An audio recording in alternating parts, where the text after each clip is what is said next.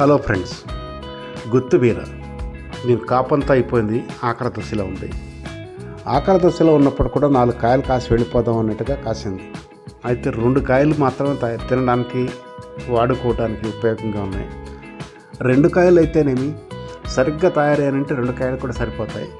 కాకపోతే పక్కనున్న కాయలు పిల్లగా సన్నగా చిన్నగా ఉన్నాయి. అవి కూడా నిదానంగా ఆగి చూద్దాం తయారవుతాయేమో. ఎందుకంటే ఆఖరిలో కాసిన కాపు చాలా బాగుంటుంది. అలాగే ఈ ప్యాషన్ ఫ్రూట్ దీనికి కూడా కాపు అయిపోయింది. అక్కడక్కడ 1-2 కాయలు కనపడుతున్నాయి. కాకపోతే ఇంతకుముందు పెరిగినటువంటి సైజులో మాత్రం పెరగట్లేదు.